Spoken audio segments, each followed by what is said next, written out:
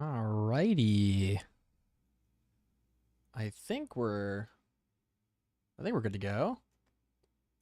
Yeah, looks like that worked. All right, we're live. Nice. Okay. Let's double check. Everything's running smooth with OBS. Yeah. All right, cool. Okay. What's going on, guys? My name is Gabriel Quinn. I am a concept artist and illustrator, doing a lot of world building stuff. You know me by now. It's great to have you here. And yeah, today we're going to be doing a lot more world building stuff. Currently, I'm wrapping up a project in the community Discord that has been, bit of a slog, not gonna lie. We were a little ambitious in scope, doing a full sci-fi, like planet-sized world-building project was definitely a bit on the extreme side. So for the next world-building project, we're gonna pare it back and do something a little simpler. But for now, we got some cool stuff to work on. So wrapping all of this up. Yeah, currently just taking some time to finish up this project, making sure everything's looking good, challenging a lot of the patrons in the Discord to see what they can do, really push themselves for this project. And yeah, today what we're going to do is look at this creature design that I just finished, like just wrapped up. And we're going to be using this as a base to design a set of characters that, from the lore perspective, and I'll talk about that more as the stream continues, for this world, characters that are like worshiping this kind of creature. They're very much like followers of this creature. So a lot of the costuming and design motifs are going to be referencing back to this creature. So on a prior file I was working on for this, when I was kind of finalizing the design and all that good stuff, this was the original sketch for it before we really pushed it to a finish. Yeah, while we were wrapping things up and getting a really nice looking base for this creature, I did a little design, kind of like almost like an experimental symbol or something here to kind of show like this is the shape language of what's going on here. So this little kind of tile thing here that I was sort of designing. So hopping back over here, you can see that the costume motifs of this kind of character that we're designing are loosely based on this right here. So we're not working from nothing when it comes to this project. We've done a lot of work to make sure that we have a solid base for the kind of world building side of things. So, if we look at a few of these pages, we have like kind of a breakdown sheet for the proportions of the kind of like race of beings that live in this world, where they're equipped with like two thumbs on either side, so little kind of anatomical variants to kind of add some fun. There's all these kind of like flangy, flary bits coming off of the different areas of the skull, like where the eyebrows would be, and kind of off of the ears. And these are kind of cool design points of to be able to like emote, so like that they can kind of flare up or point down or go back, kind of like a cat's ears or something like that. But having enough visual interest in order to sorry, I tried to pause my music, but it like played something else. Yeah, we want to make sure that we have enough visual interest to make sure that we have like autonomy with these designs, so we can make some cool like narrative choices. And when you're doing something sci-fi, you have all these opportunities to like push the design. So we want to be taking those opportunities. We don't want to shy away from those opportunities. But as you can see, we have some design motifs for the kind of, I guess we would call them aliens, but they're the locals on the planet where this story takes place. But we, I guess, yeah, homeworlders I wrote here, so that makes more sense. So we have these motifs so that as I'm working on this and doing costuming, you can see that I'm kind of following those motifs that we said before with the hands and with the head and all that stuff. So we're anatomically solid. We're on track, let's say. All right, let's check in a little bit and make sure that we are looking in. Oh, we got a message from Lewis Glabush. What's up, Lewis? Good to hear from you, man. Hope you're doing well. And yeah, well, I'm going to also, yeah, ping the patrons. For some reason, the bot always works when I don't want it to work and never works when I want it to work. It's just kind of a weird thing. So we'll do a little tag here.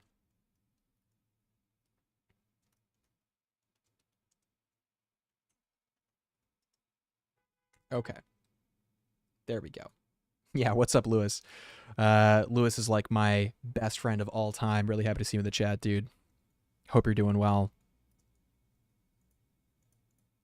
Okay. Yeah.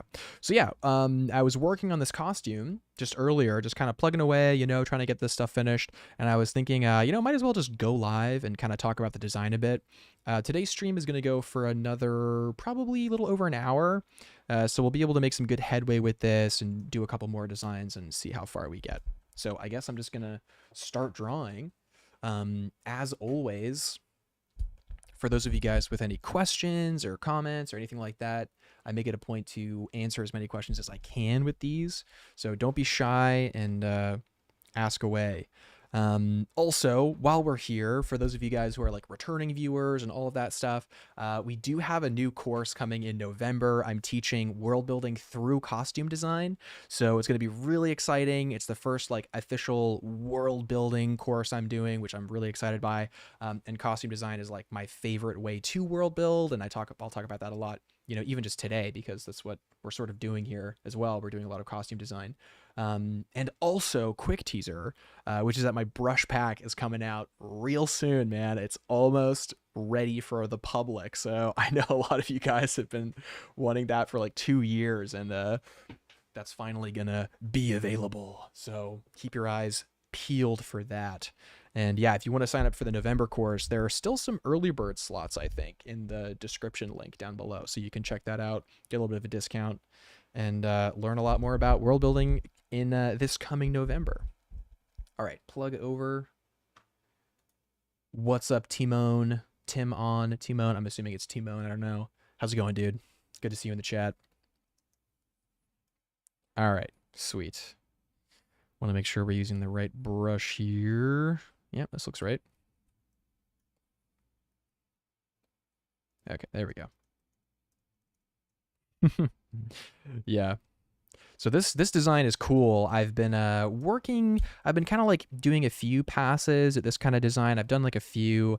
The lore of this guy is it's pretty interesting. He's like probably one of the a bit about the lore of this world is like there's essentially a planet that has been invaded by like an infestation or kind of like a parasite, but the parasite is almost like a gigantic intergalactic space worm.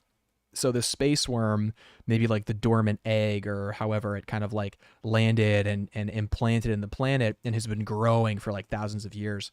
So that's this kind of creature here. So to get like a size comparison, a person would be like a speck compared to this thing. Like that's how big this gigantic organism is. So it's a huge creature, and the powers of this creature are not only kind of sapping the life from the planet, but also like influencing the people's like psychically in a way.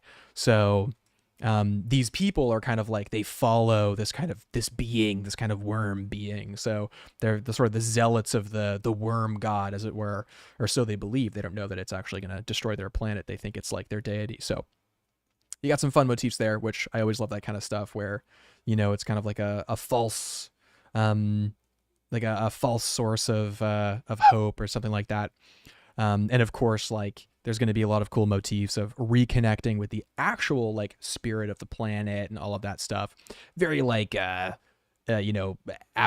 Space Smurf kind of story stuff. Like a lot of cool motifs that we've seen from many different stories. When we were designing this world, there was a lot of influence because Dune 2 had just come out, so everybody was watching Dune, and so a lot of the influence for this world came from Dune. That's for sure.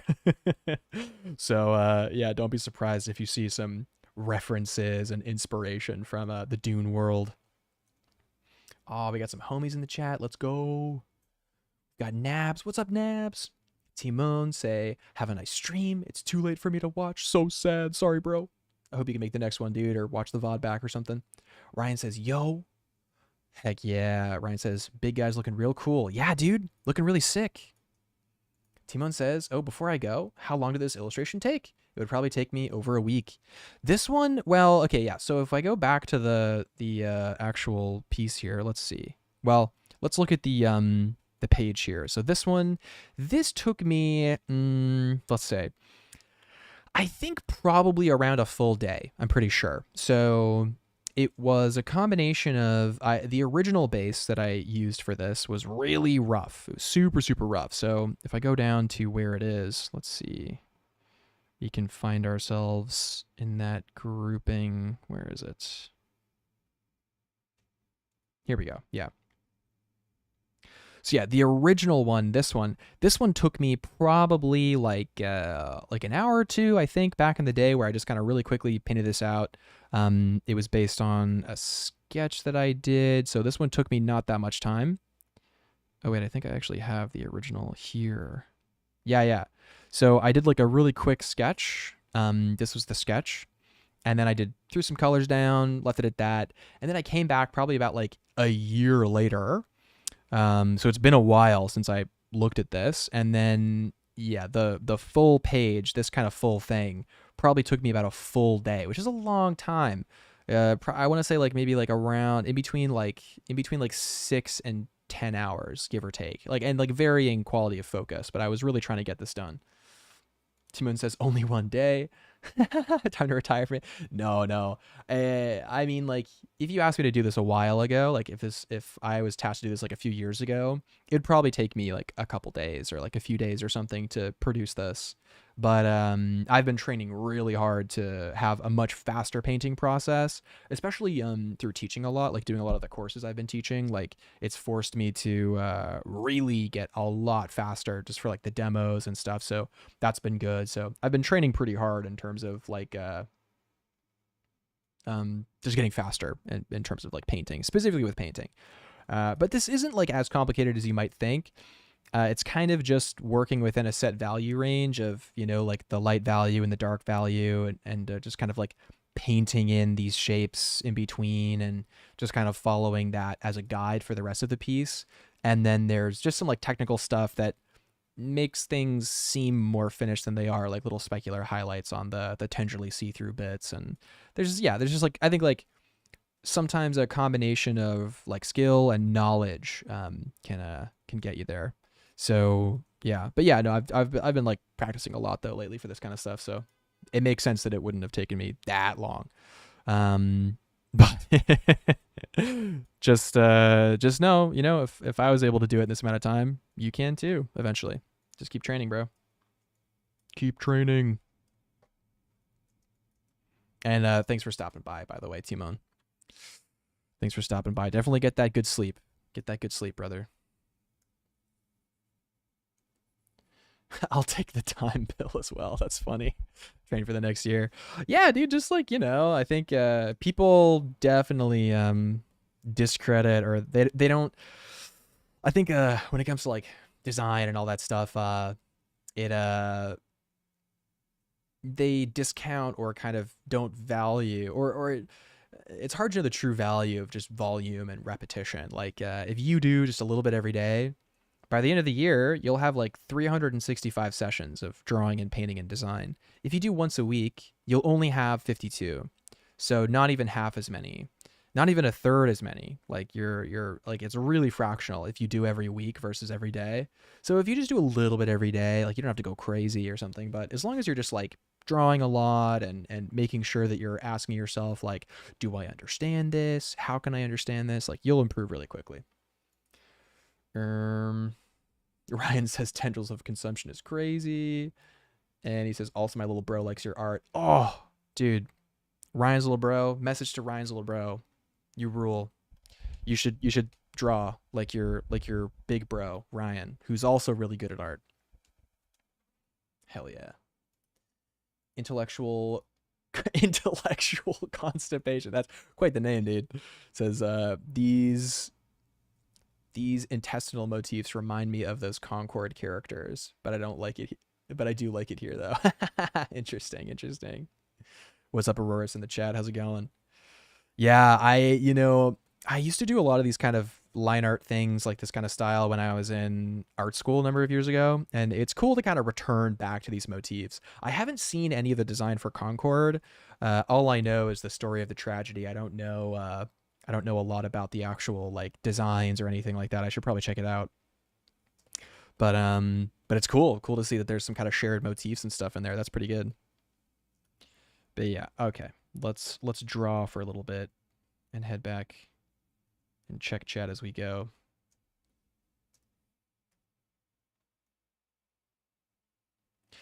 Yeah, so what I'm trying to do here is kind of have a sense of like regal ruling kind of vibes, and but also having it like tie in with the shape motifs of the worm god, you know what I mean? So we've got some of the spiral motifs, some of the interlocking, twisting shape motifs, and I think the pose is looking really good. So we're on the right track. We just got to keep going, I think. And not rush. Rushing is the mind killer. Speaking of Dune.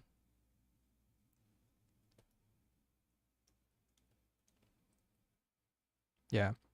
When you're designing, it's like find your way like how water would find its way through obstacles, you know? Path of least resistance.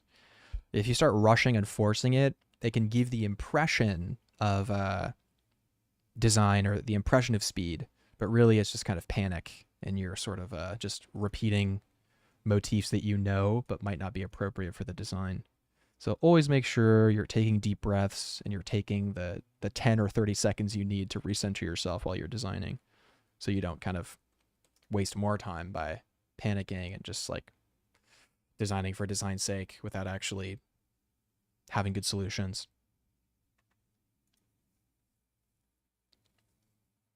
Cool. Timon says, I work so incredibly slow. Maybe that's because I'm indecisive. I don't know what though. I don't know what to do. I see. And he says, okay, now for sure I'm off. Well, if you watch the VOD back, I'll say a few things, which is that if you're taking a long time to make your art and you're really slow and you're working really slow, it's okay to work really slow when you're building a foundation and a process, you know? You want to make sure that you have a strong foundation of like what your process or what a process is that you can use. So if you're going slow because you don't understand, you're kind of building your understanding as you go. And it's going to take way less time for you to get to the next stage. And kind of it's going to be a lot faster the next time you go if you actually build that understanding.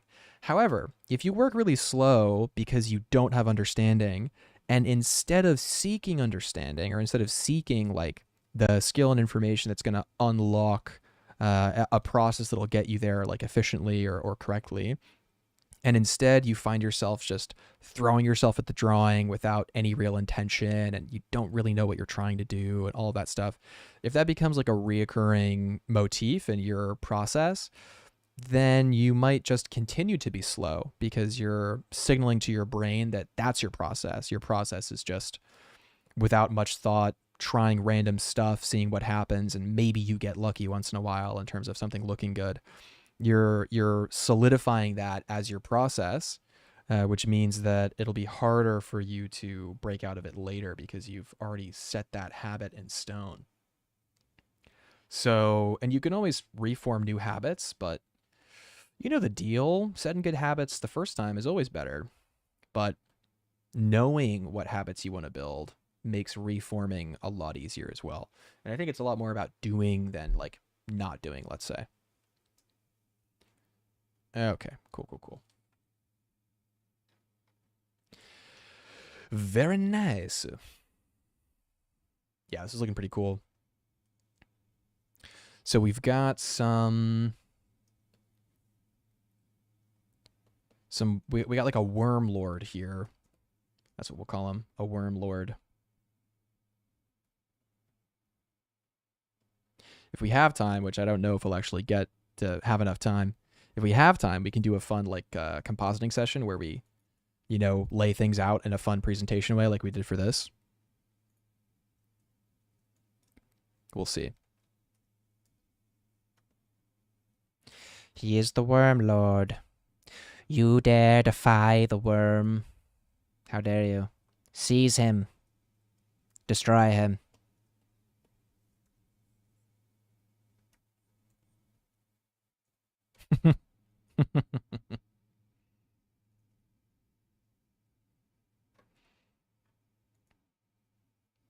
Timon says, I've paused my drawing for a couple days. I'm researching how others add lighting to their characters. Color dodge seems interesting, but I can't find any good explanation on that. Oh, Timon. So you're like pretty early on your journey. Yeah, it's tough.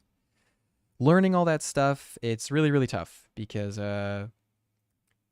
you know, usually what you want is you want like a process that gets you from A to B in a very succinct way. Like you kind of want that guarantee of if I do this, it'll look good.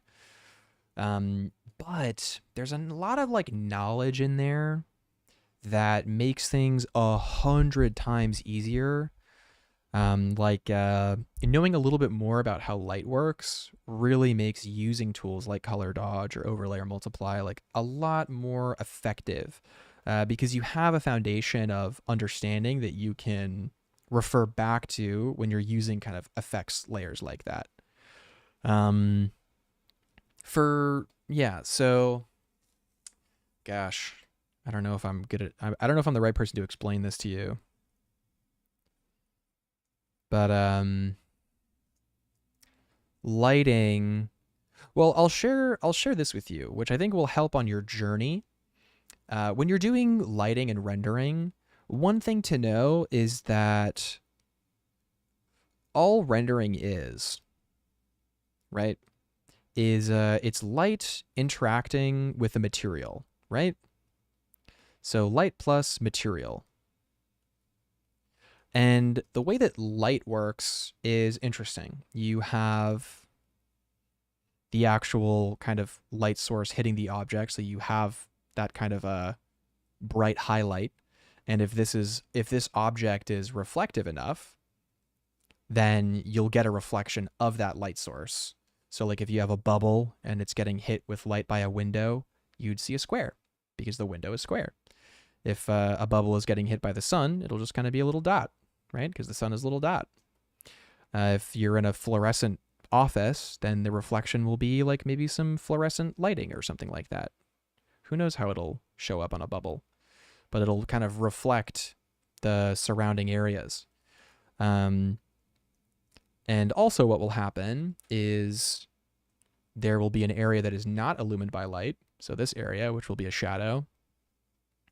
And there will also be some bounce light that hits it back. So if the light is bright and it hits a surface or something, it'll give some bounce light back to the edge, which means the darkest part of the drawing will be this area here where light is kind of turning to shadow. Because the bounce light and the light source, it's like the one area where it's like not going to reach, right? Because it's like two sides of a round object. So, and that kind of gives this a lot of form.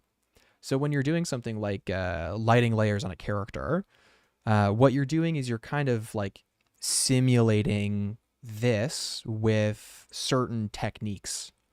So if you see people using a technique called cell shading, oftentimes, which we actually have an example of here, I'll pull some up here. If you are, so if you're doing something where it's like you're just using line art and you're using a technique called cell shading, you're kind of doing that same thing of taking the object and you're applying, like, let's say you're doing kind of a multiply, or you're doing like a shadow, you're doing a cell shading layer. You're taking that area of shadow and you're kind of averaging out that to just kind of one value.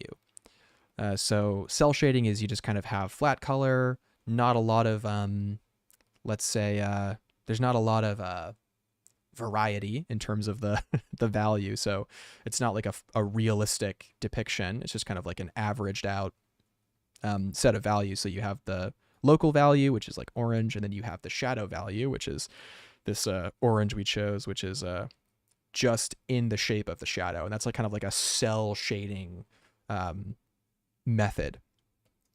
But if we wanted to kind of say that this is a very shiny material, then we can add what's called a specular highlight, which is what we talked about with that little highlight reflecting the window or the sun or something, where if a material is reflective enough to kind of reflect back the light source, then you'll get these little specular highlights on those areas. Usually if it's a curve, it'll be on like the apex of the curve, or, so it'll like wherever is facing the light source the most is going to get hit, like in this little area here. So certain areas are going to get more. One way that you can just do is like rim light is a pretty easy solution if like it's backlit. So each object is going to have like a little specular backlit thing. And you can see now that this is kind of telling you that this is a reflective material because we added a specular highlight. So lighting on characters, it's a combination of light interfacing with a material, and the material is comprised of like its local values and also its kind of properties, right?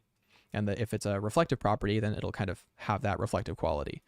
So, and that'll come up as we work on this piece here a little bit more. But yeah, something like color dodge. I mean, I can show you color dodge. It like really blasts out the values. It's really intense. So like if you have, like an asset like this and you want to make it seem like it's being illumined by a very intense light source, let's say, we'll take a color dodge and we'll pick like orange or something. You can see it kind of blasts out all these values. We'll do a little bit warmer one. Like blasts out all these values. It even warms the shadows into like a red. So it's like it just totally blasts out these areas. But it kind of gives the sense that it's getting hit by a pretty bright light, right? If we do like red, it'll kind of give a red effect. If we do like a blue, it'll kind of be more of a blue light effect. So it like really blasts out those shadows, and it makes it seem like it's getting hit with a pretty intense blue light or like a blue glow. So when you're doing color dodge, it's like a very particular effect that you're getting. It's very atmospheric in its nature. So it's appropriate when you want to use it. But it all depends on what you want, right? Another great way to learn all of this stuff is just through experimentation and repetition. Like definitely just try a bunch of stuff, see what works, but always try to understand. Also, congrats on the animation school, dude. I hope it goes well for you.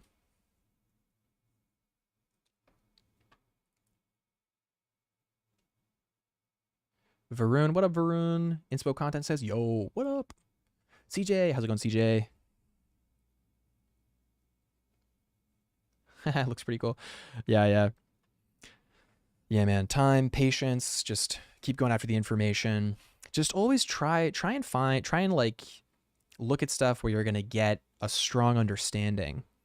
Because sometimes people on YouTube, like they'll kind of try and sell you on a method that's like very easy for them to explain and like pretty simple, but it's not going to get you the understanding that can like stand the test of time. You'll hit walls in the future and wonder why, and you'll kind of be stuck. So definitely take your time with this stuff. Pursue it with passion and vigor, but don't skip over the understanding portion, in favor of a fast result, I would say. Okay. So we got some cool effects going on here. I really like this design a lot. It's looking pretty good. So before I do line art or anything for this, I think I want to do a couple more designs. So while we're at it, we'll talk about certain motifs. So this creature is a creature of consumption, right? This worm creature. So its whole body you can see is like this series of systems that process different materials, and it's gaining energy and nutrients from different sources. So like, it's these tendrils are going through the earth, sapping it of all of its minerals and resources and water and creatures. It probably kind of like sucks in, whatever it can to create the energy to continue to grow this into this colossal size, to the point where it can consume the entire planet and then, go into the universe as a planet destroying worm beast. So that's this whole creature is just designed to consume, right? That's the whole purpose of it. So we kind of want that motif to be a part of our kind of design decision making as we do both like this kind of worm lord character, and also his like foot soldiers. So we'll probably do some foot soldiers here, and we'll see. Timon says, "Thank you for everything. Good luck with your stream. Sorry for getting you off track, dude. Never apologize. Those kind of questions are the best questions, man. I'm really happy that if anything I said helped, and good luck with everything. Seriously." But no, never off track. The whole purpose of these streams is to give free education, just free information to anybody who hops in and asks. That's like the whole purpose. Of course, like I have my theme that I bring to the table, but at the end of the day, whatever you guys want to ask about, I won't leave anyone without an answer, even if the answer is I don't know. But yeah, really happy to be streaming tonight. I'm just really jazzed that we're actually wrapping this up, and I love how this page looks, and we're really getting somewhere with it. So I'm excited to close out this this whole process, and these pages, and it's been a long time coming. So I'm I'm excited that we're nearing an end, I guess. Yeah, I'll just say that. All right, we'll remove these notes here. We'll keep going. Okay, so. Oh, big stretch. Don't forget to stretch, guys.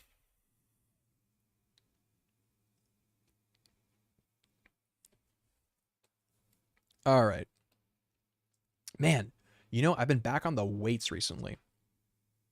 Weights are great. I feel so much better. Have you guys had that where like you kind of don't exercise for a while, or you're kind of I don't know, you get into like a habit of not doing as much, and all of a sudden you kind of find yourself in a position where you're like, damn, I used to have gains. I used to like be, so much stronger. What happened, I found myself in that position recently where it's like, I was kind of like, well, I've been living in New York for about 3 years now, and I realized like, damn, since I've been here, like, I'm not gonna join a gym. Gyms are crazy expensive in New York, and I guess I walk a lot, but also I'm just sort of at my desk all the time. Before this, I lived in the island of Bermuda, which was just absolutely awesome and gorgeous. And it was super easy for me to just wake up and just go swimming, like first thing. So I would just start my day with like a pretty crazy cardio workout by just swimming as hard and as fast as I could for as long as I could. And then I would just kind of go inside and, continue with my day, make my coffee, start drawing.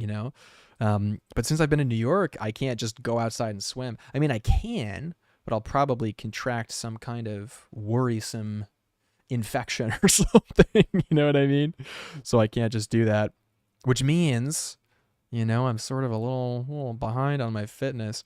I used to longboard a lot, but I had a pretty bad fall not too recently, and I messed up my knee. So I'm very skeptical about getting back on the longboard.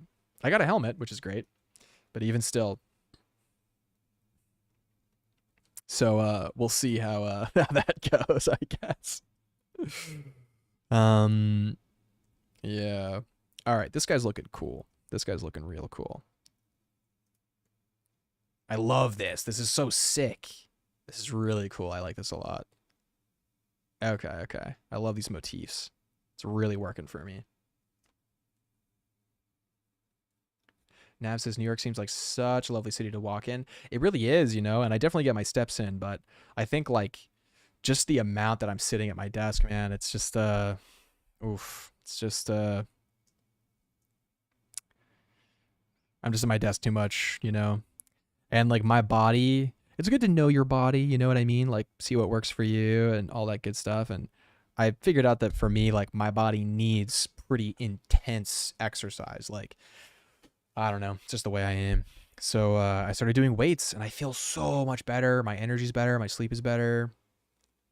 Just lifting some big weight. I got them right here by the desk. I got some, got one of these guys. This one's like, I think I have it at like 28 pounds or something. And I've been like doing the overhead press to failure, and I've been doing, lots of curls and stuff. It's good. I'll eventually go heavier as my body gets used to it,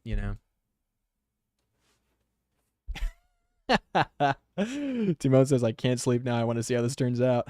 Oh no, no, no, no. Where are you located, Timon? I hope you're not one of our Aussie listeners staying up all night watching the streams and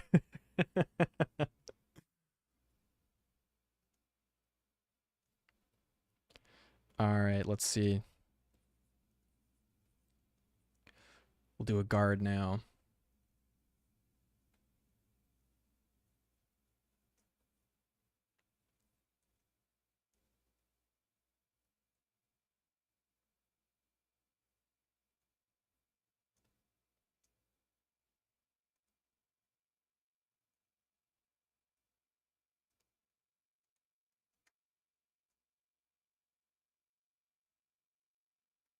Nice.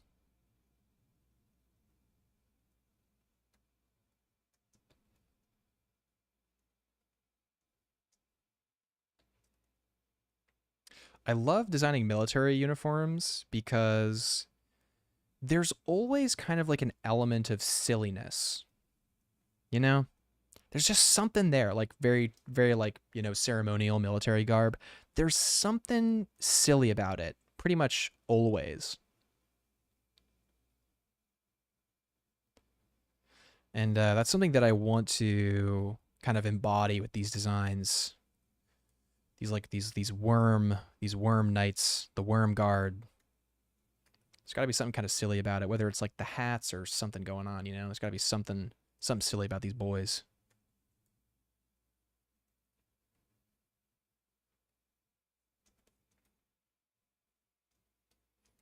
Let's see.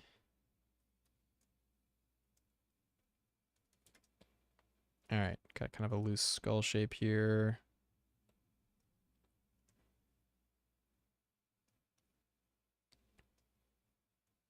Just like Earth, the idea is like there's multiple ethnicities and stuff. So like, some have maybe rounded off kind of little tendrils, and some have more sharp tendrils. It's the idea anyway.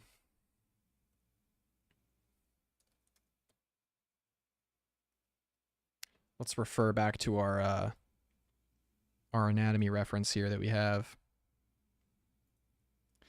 Yeah, so kind of like more of a smaller rib cage I felt for these guys, more of a smaller rib cage and yeah, but very very humanoid. Like the idea is that they're very parallel to humans in that way, but with like a slight variation. That way it's like a lot easier for people to accept their emotional state. Like if you watch, for instance, what I was talking about earlier with like Avatar, the blue people one, it's like we're very quick to accept the expressions of those alien folks because they mirror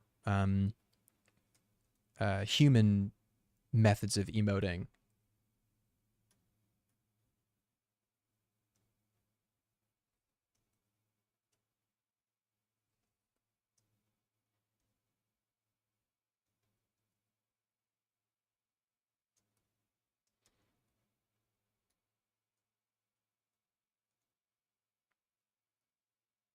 So we want to make those parallels pretty available for people. You don't want to make it hard for people. I mean, I guess maybe you do, but I don't.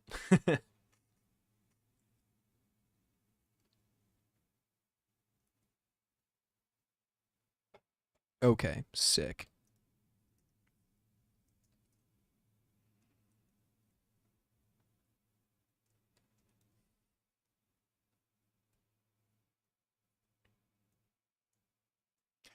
All right. Yeah, silhouette wise, I think what I want to do is like the motif of like the big kind of ballooning bottoms into like the very sharp ends. I think I want to do something like that with these designs.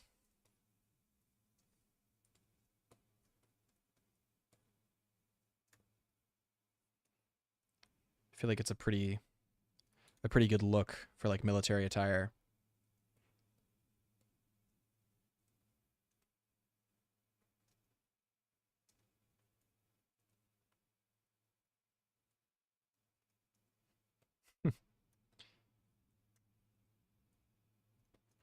All Or I guess no, we want it to be mirrored, right? We want it to be like in a more of a controlled stance because he's like at attention, probably,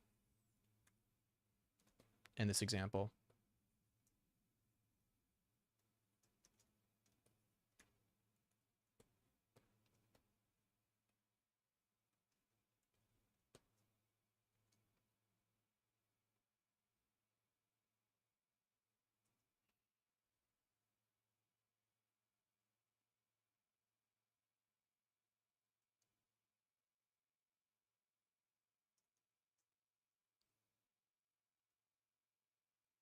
Yeah, maybe we give him like a cool like helm piece that comes up like this.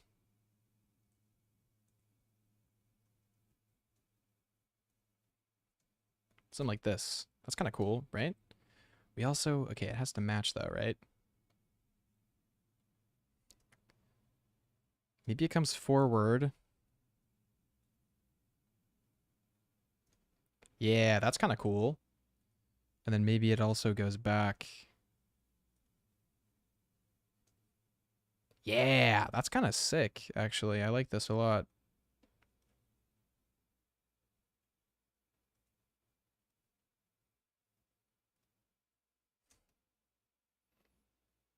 Very cool. Keegan, speaking of Kiwis, how's it going, Keegan? Good to see you, man.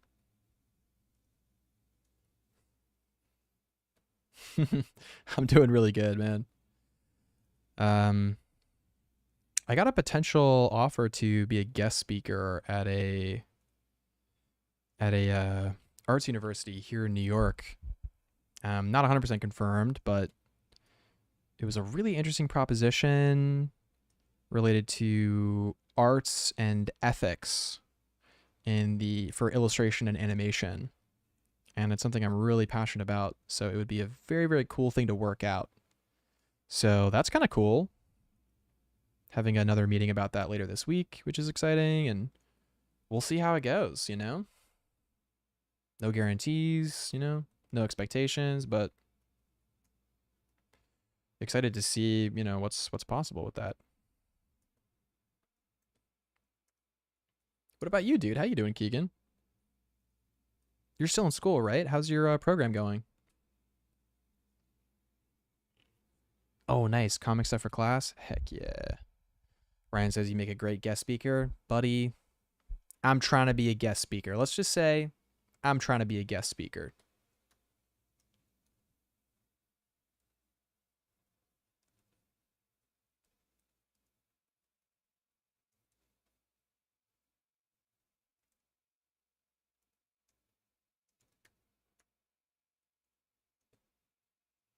Yeah, if it all works out, I'll just be able to talk about like Ghibli for an hour, which is always what I love.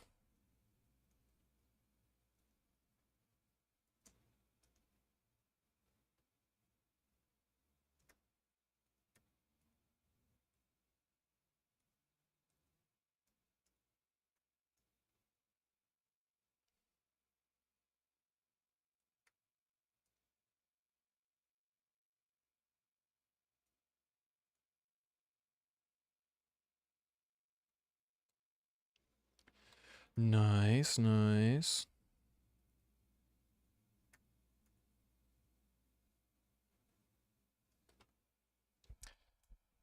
Keegan says it's going really well this year. We get to do so much of our own stuff. So I'm doing concept and illustration for a board game. Oh, let's go. You should definitely check out in the community Discord. Look for Mikey. He's in there. You can like find him in the thing and go look at his Instagram because he does he did like a whole like D&D module for one of his final projects for art school. It looks so cool. So definitely check him out. Mikey, what's his last name? I always forget. Maybe I can just find it.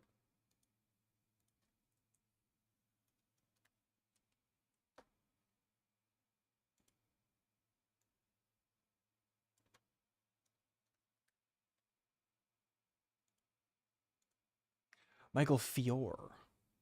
Yeah, here we go. Check it out. We'll plug Mikey. There you go. Check him out. Nap says, if your talks are as awesome as your streams, I'm sure the talks in art school will turn out well too. Hey, thanks. I hope so. The goat. Yeah, Mikey's killing it. But he did a really cool like board gamey, D&D module thing for his final piece, which came out really nice. All right, this guy's looking too noble. We gotta like mess this up a little bit, make it weird.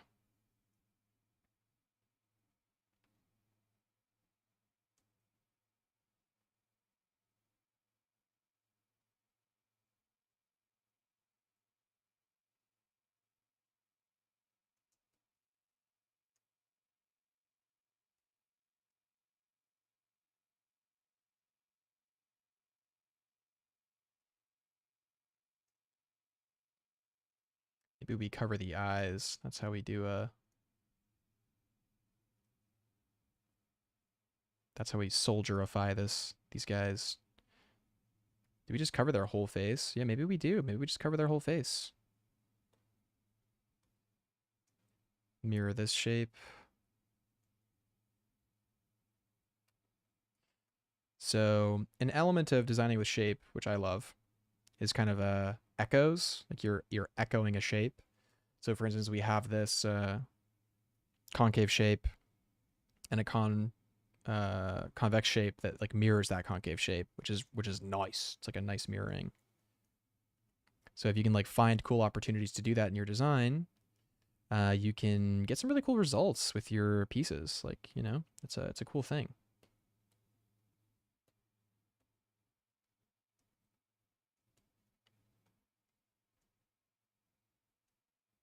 Yeah, maybe the vibe is like, because the whole thing is like they're being influenced with their mind, like maybe they have some kind of weird mind control thing going on. So like they don't even need to see because they're like controlled, Could be cool.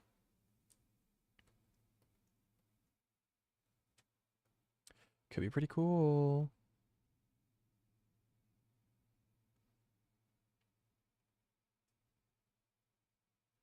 Ryan says this got me wanting to draw squiggly things. Dude, you should. You should draw squiggly things. Let's go. Timon says, wow, his art reminds me of Du Bois. Yeah. He just took a mentorship with him, actually. So it's like a perfect influence, I think.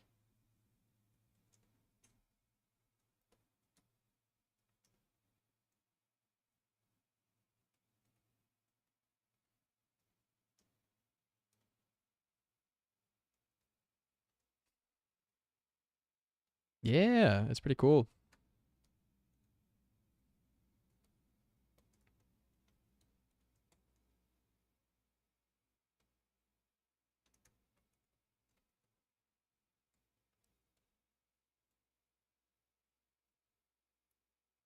So, talking about shape in particular, like when you're doing stuff like this, you want your shapes to be balanced correctly. And right now, how this feels is that these squiggly shapes, they're too thick, they're too significant. I think in order to get the kind of like weird, creepy feeling we want out of these, we have to make these like a lot more like skinny, kind of like this. So we'll do another pass where we do more of like a thin kind of weird approach.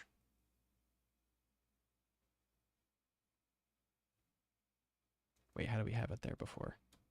What did we do? Okay, we did like that. That's what I thought.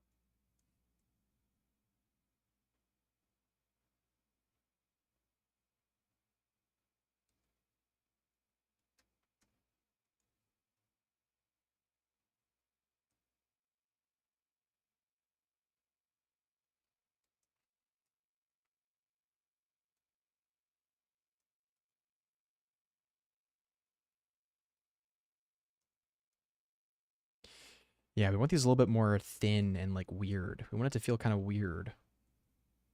I think. Maybe. Who knows? All right, yeah, this is working.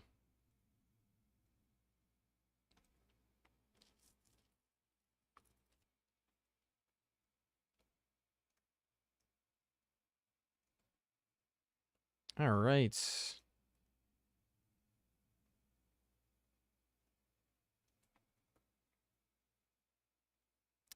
Now, this isn't really giving us the silhouette we want or the feeling we want. So I think we're going to scrap this. Let's just focus on the big shapes first. So we have this kind of like belt thing here that we have going on. We also have an arm behind the back. I think we need to have an arm in front. Probably holding some kind of weapon, right? That would make sense. Also, I think we just need to shift this whole thing back because I think he's a little too far forward given the posture. You know? I think these need to come out a little bit. Yeah, that's feeling a little bit better.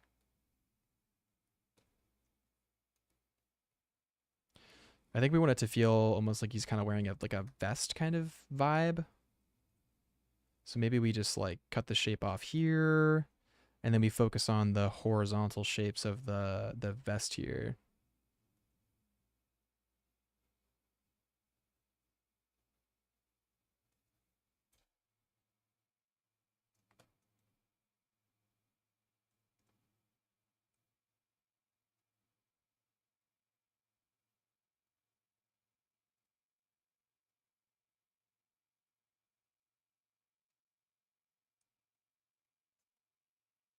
Yeah, that's feeling a lot better now, I think. We want some kind of shoulder pauldron-y motif, right? I think. I think. Who knows?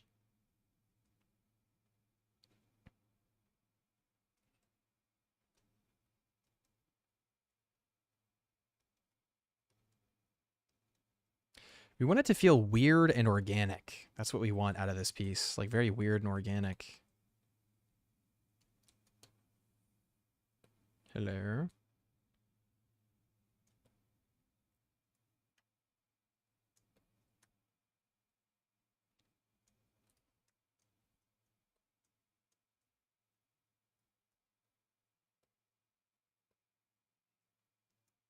Yeah, it's kind of feeling funky now. All right, let's check back at our reference again just to make sure we're not missing any cool opportunities and stuff. Yeah. Yeah, the helm piece, I like this kind of protruding bit, but I feel like it can't be so thin. So we'll just make it like kind of more of a solid silhouette shape and kind of have it almost like curl in on itself, like another one of those weird like intestinal vibes, you know what I mean? Yeah, we'll see. So yeah, if you guys are curious and interested in working on a world building project like this, we're going to start one next month in the community Discord, which you can join through the Patreon. The Patreon really makes the stream possible because YouTube does not pay. I'll tell you that much. And for me, it's getting harder and harder to carve out hours to do this stuff. So the people who support the Patreon and continue supporting are really the ones kind of keeping the stream alive and making it possible for me to dedicate the kind of time and come back to it and all that stuff. And I'm kind of definitely bringing back the streams recently, you know, after a lot of things have settled down in my life and everything. So if you guys are curious about doing a world building project with me and helping me figure it out and all of that stuff, you can definitely check out the Patreon link in the description.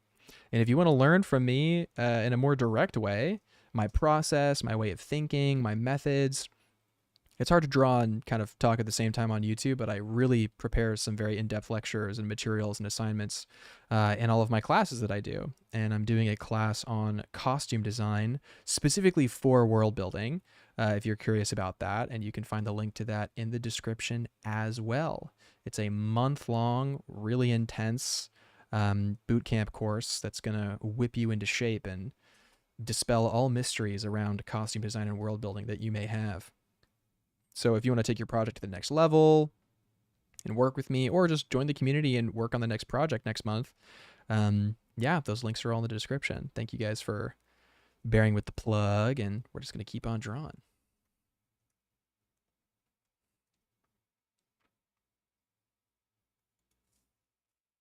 Timon says there's a theme of tubes connecting to stuff. Maybe that's something you want to add to these designs. Yeah, you know, it's interesting because like with the creature itself, It's like there's a lot of those biological functions and tendrils and stuff. With the costumes, what I want to give is like the depiction of that thing in almost like a ceremonial style attire. So an example of this would be like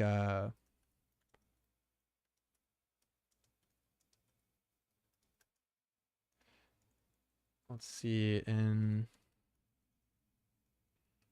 like for instance, mimicking natural motifs or motifs that you see in kind of creatures or whatever, like on the body, is quite common actually. There are some cool examples we could pull up, like let's see what we can do here. Yeah, this is a fine example, I guess.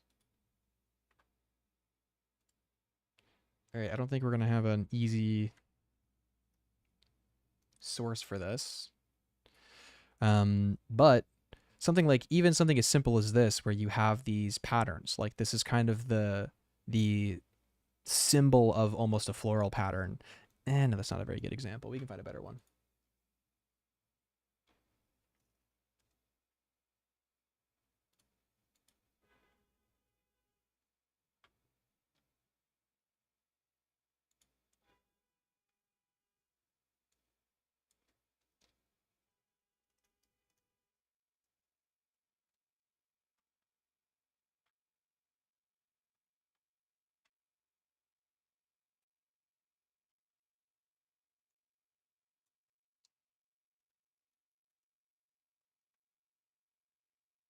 Yeah, here we go. Yeah, there's some really cool patterns, specifically like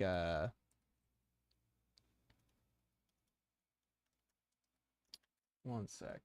You know, honestly, I gotta say, the quality of Google Images has just tanked, man. It's just not good. Google Images is just so useless, especially after all the you know, recent developments in technology, we'll say. Dare not say the cursed phrase.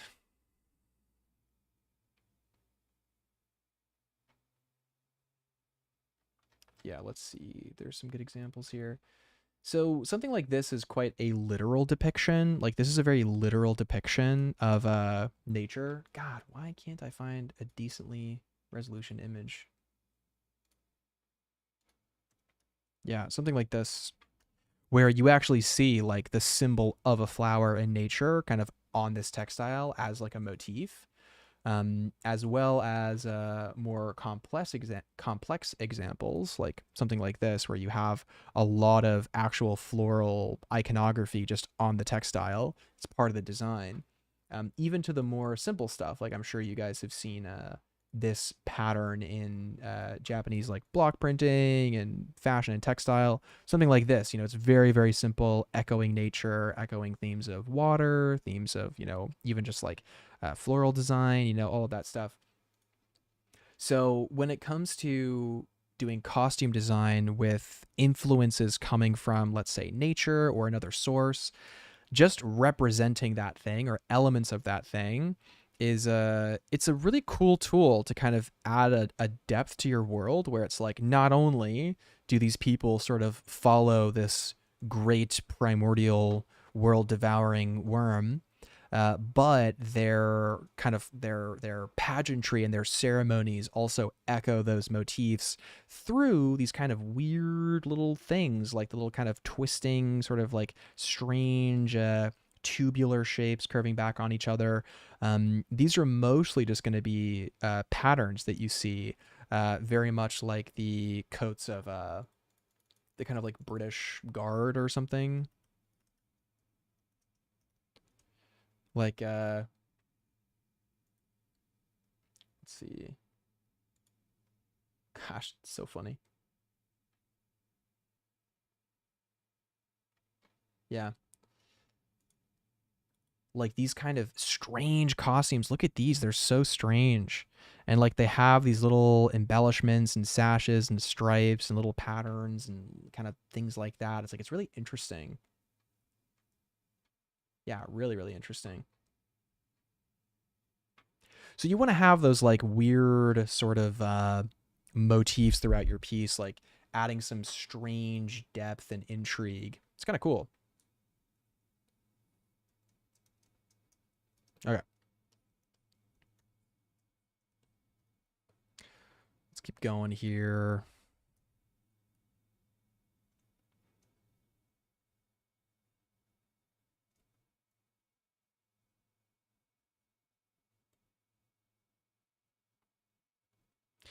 The other thing we could do is we could like completely remove the face from these guards. That's a bit of a power move.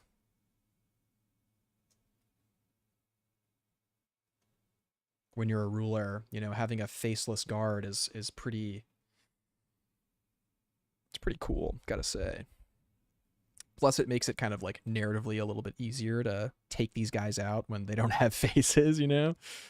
You can notice how in a lot of stories the bad guys all have like uniform, very like monolith sort of uh style motifs and stuff, so you don't feel bad when they when they get taken out. You know? Even just covering the eyes removes a lot of the empathy, you know. If you watch The Incredibles, notice how all the bad guys like they have their eyes covered, you know? It's interesting.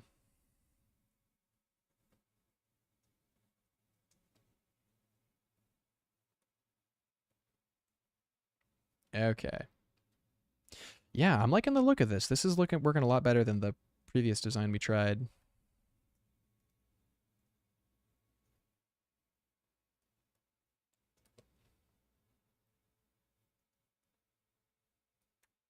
I'm wondering about this helm though. I'm wondering if the helm is like too too much in terms of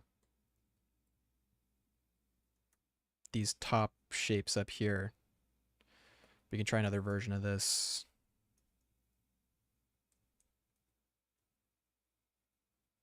We still want them to kind of be a little bit fearsome, not too silly.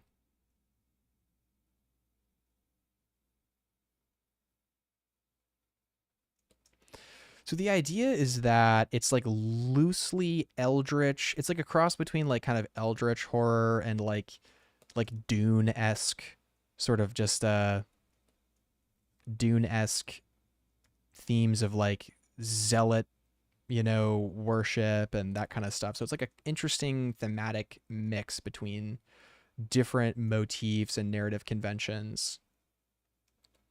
But that kind of tendrily aesthetic is something that we're definitely borrowing from a lot of the kind of like eldritchy design motifs.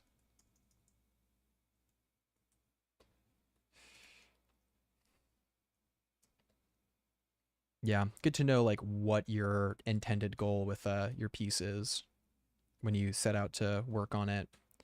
You don't want to be just randomly throwing paint at the wall.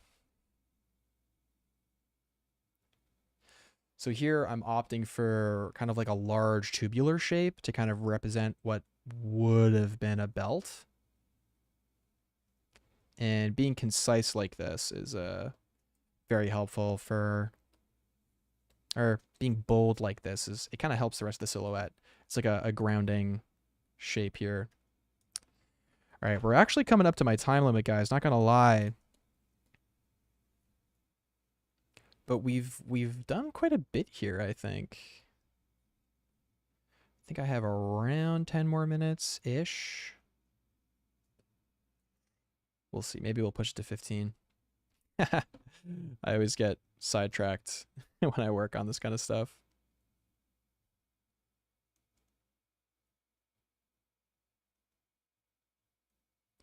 I love the kind of shapes turning in on themselves. I think it's a really cool motif and it just looks so good. So something like this, where you have two kind of versions of that, like two sort of shapes turning in on themselves, like something like this is really cool and you can sort of just have it be like a cool, like kind of repeating pattern.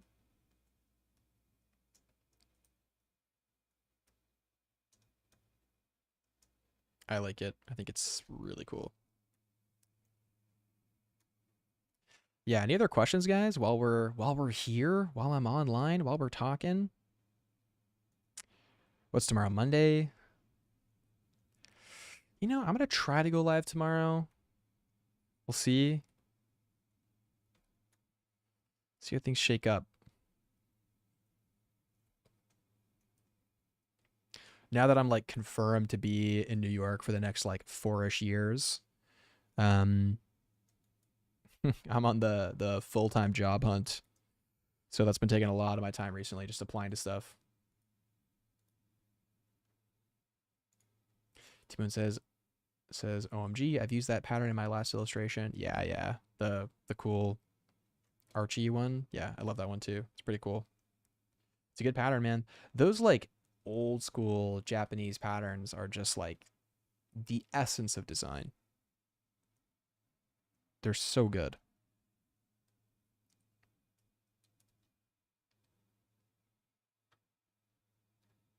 Okay. All right.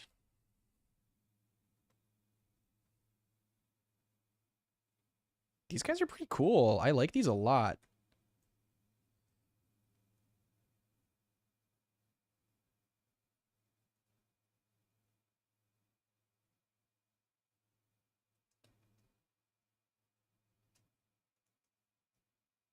All right.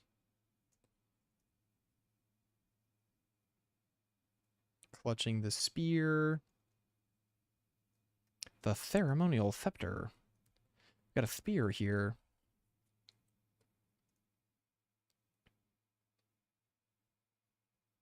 At least I think it'll be a spear, right? That makes sense, I feel. No?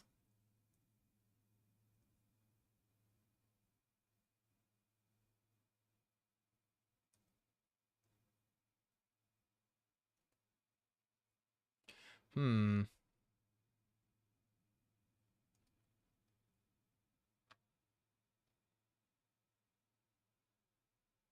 Twin says, what if it's one of those single side swords? Like a saber? Could do. Could do a saber.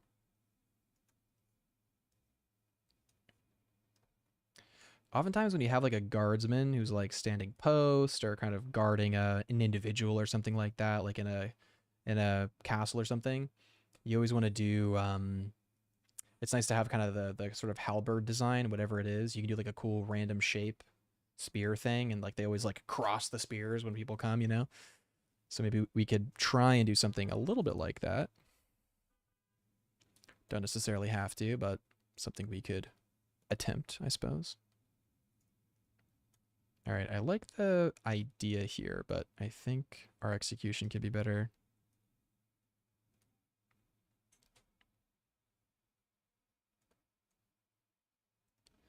So his arms behind his back.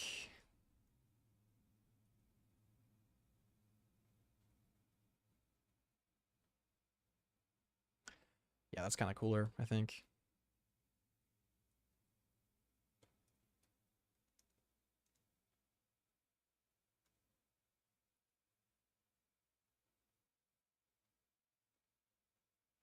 Ooh, that's kind of cool. I like this.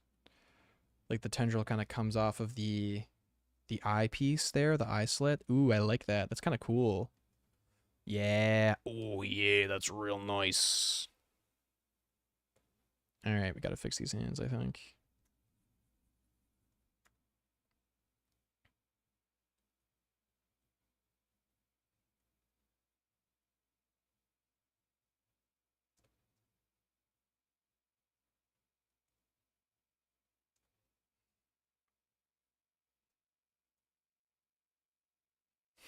The hand anatomy is so weird for these creatures because they have like the thumbs on both sides.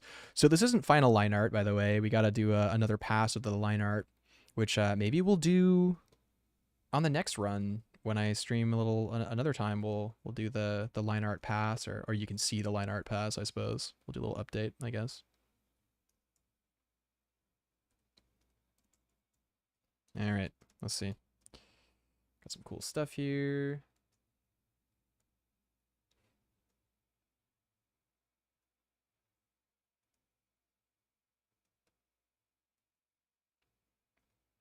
Yeah, here I think I'll let things go to a point. Or actually, sometimes it's really nice to have like an edged weapon that like has a rounded edge. Like you see that a lot in some of the old kind of like the like Chinese weapons, like the old school ones where like here for instance it can be a cool like edge and edge, like a almost like a hook on one side. Nah, the silhouette's not cool enough. I like this though. This is really cool. Yeah, it's nicer. Don't be afraid to try some weird shapes with weapons because with weapons what matters more is like the visual rhythm of the weapon rather than like some of the function points and all that stuff. Keegan says like the swords in Nausicaa. Oh, exactly like the swords in Nausicaa. I love the swords in Nausicaa, the rounded tips. They're really cool because like the one that Nausicaa has, it's like a ceramic. It's not even like a metal. It's like a ultra hard, ultra sharp material. It's like a special material, which is cool for materials nerds like me. Tee.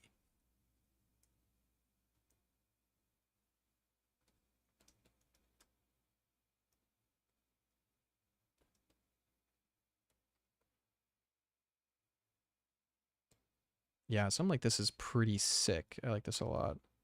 So we'll create a little foot for this so it kind of can attach on.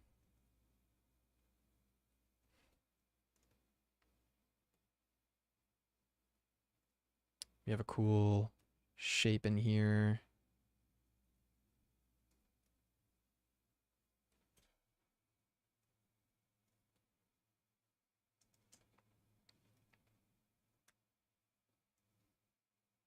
And I'll do another shape kind of coming up and over like that. Yeah, that's looking real good. Nice. Very cool.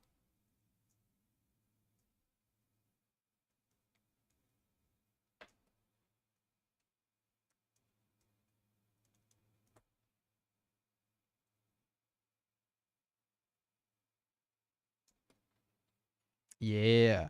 So then when we do the renders for these, like the line art and the color and all of that stuff, we'll have a pretty cool base to work with. We'll be able to do some pretty cool stuff here.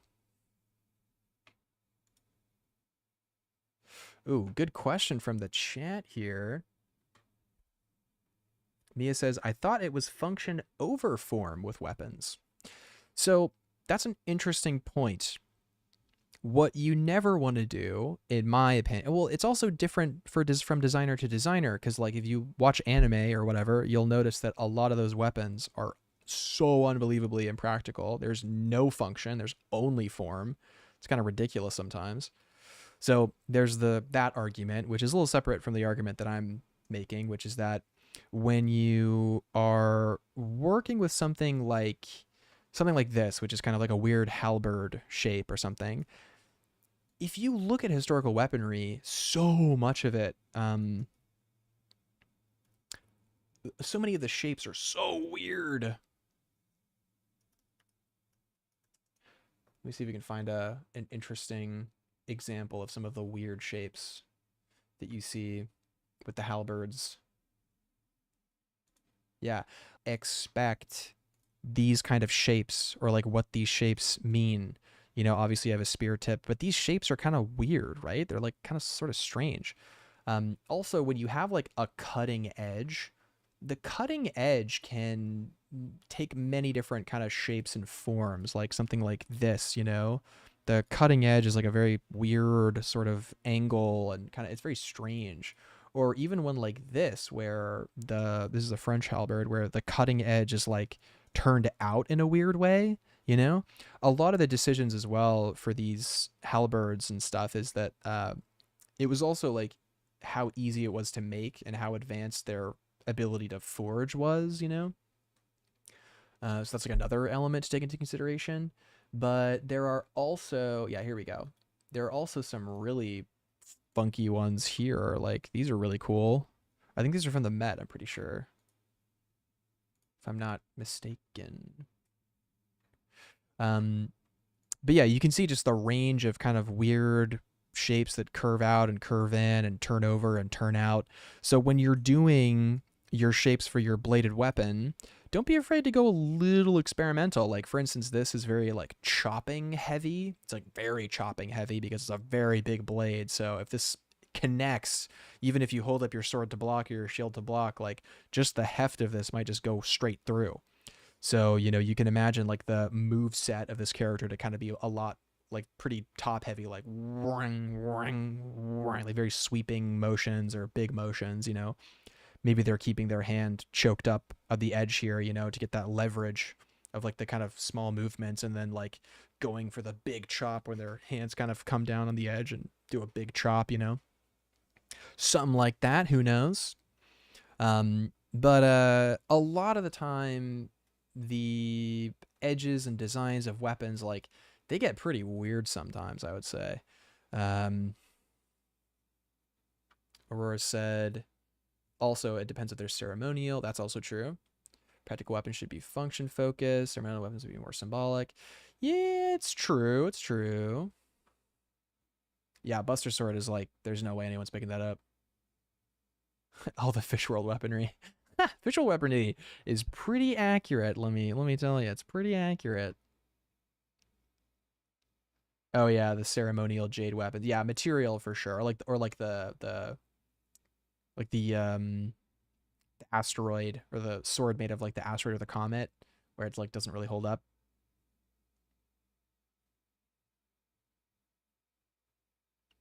Oh, interesting comment, Jay. Strange.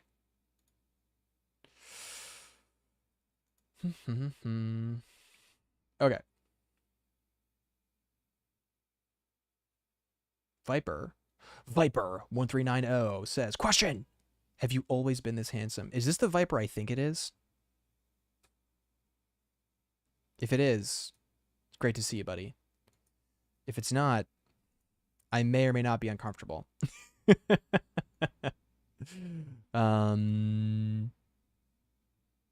This is a beheading weapon. Oh, for sure, for sure. Oh, dude, it's good to hear from you, Viper. I hope you're doing well, man. Long time no see. Hope you're well, dude. I miss all you guys. I miss like Thomas and those guys. It's been ages. I'll have to reconnect at some point soon for sure.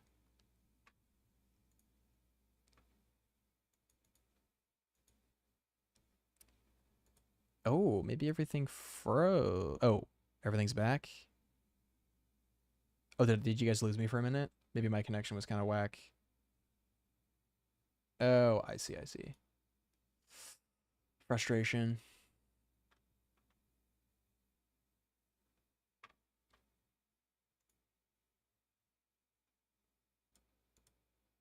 All right. All right. All right, we're back. We're back. Man. Okay, sorry, I had to switch networks for a second. Had a bit of a problem with the internet connection here. New York City Wi-Fi, very unreliable, unfortunately. A lot of outages, a lot of outages.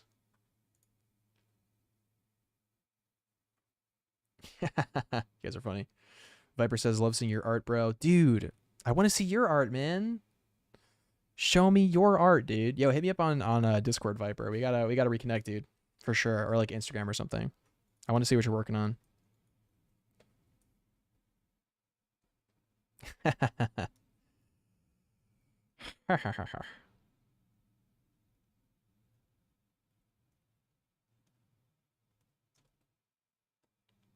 Yeah, heck yeah, dude. Yeah, hit me up. We'll hang for sure.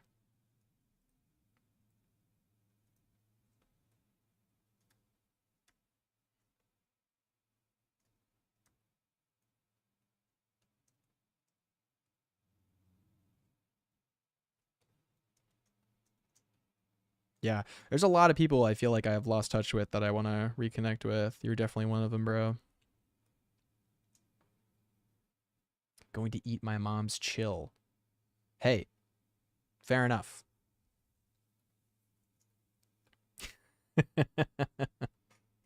Enjoy, dude. Have a good one.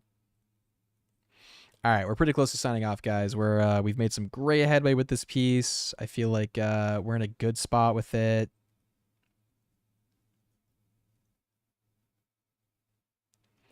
We've made some pretty incredible progress here. I'm liking these vibes and these designs. Maybe we'll try to blitz out one more before we go. Yeah, I assumed it was chili. I just thought it was funny.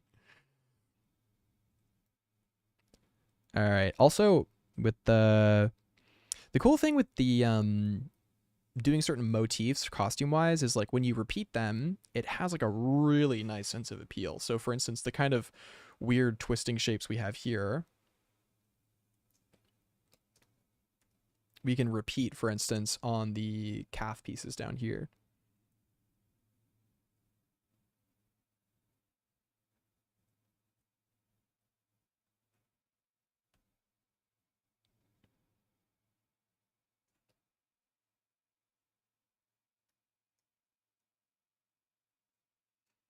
Oh man, I'm getting hungry. Yeah, it's time for me to head off really soon, guys.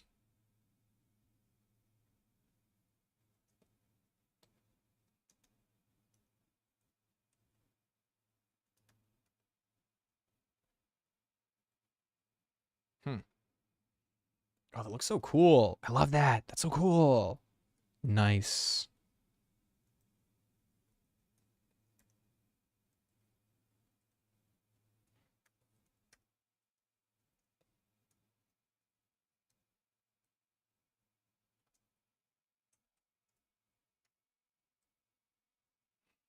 Yeah.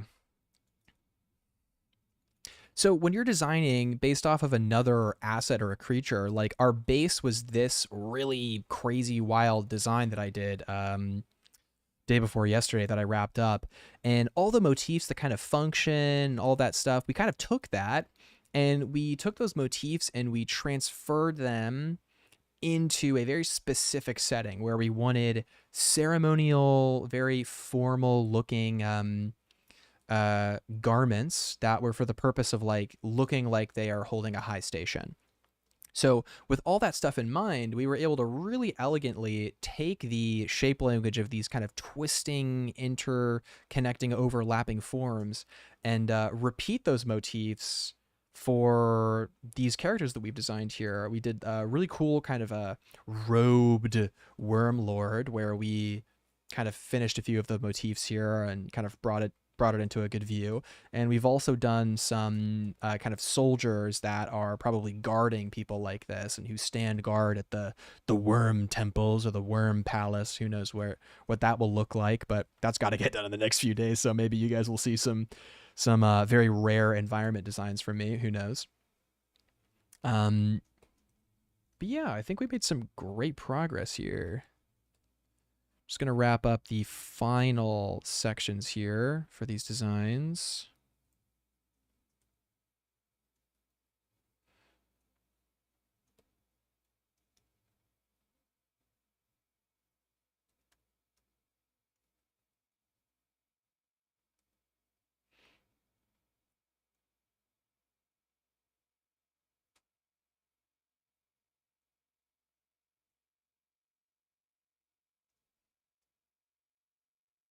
All right.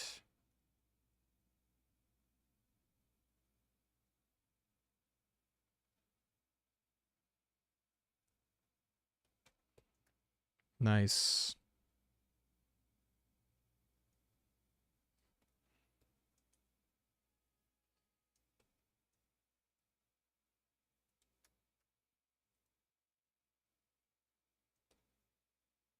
Okay. Heck yeah.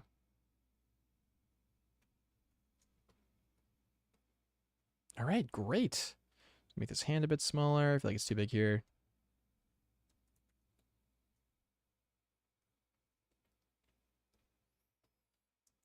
All right, nice. Yeah, this is looking real cool. I love this. Oh, nice, man. Yes. I'm loving this. Look at this. It's so cool. All right.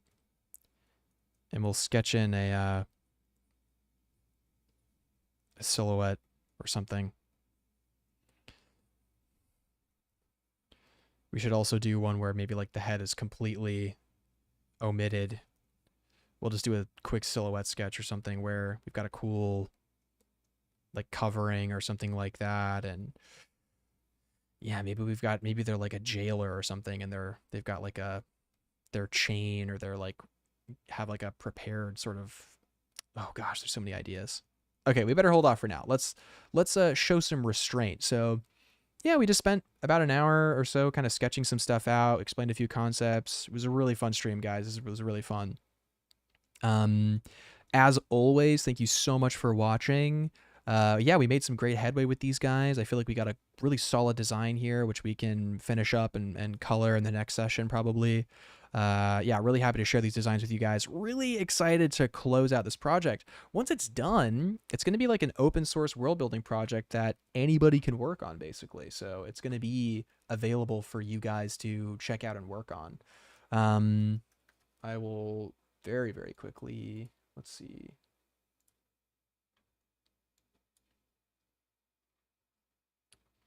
Yeah, okay. I think, yeah, we got everything going, right?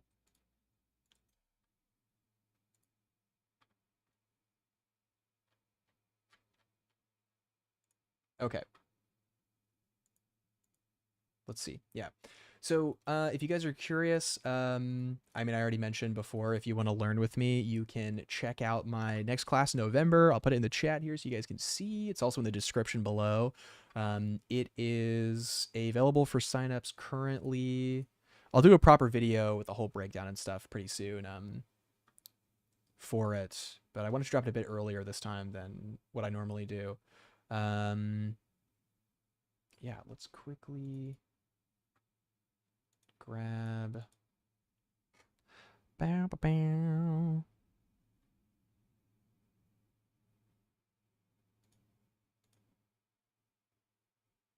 Yeah, let's see here.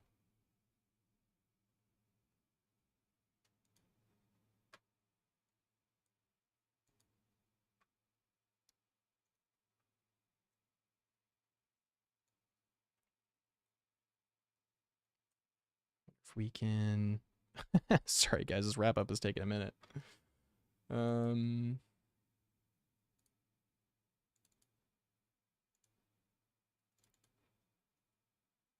let's see. Okay.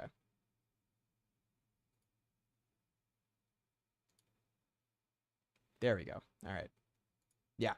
So we've got if you guys are curious about taking a class with me in the future, you can do so here, link in the description. It is world building with costume design. Signups are open. There's, I think, 8 early bird spots left.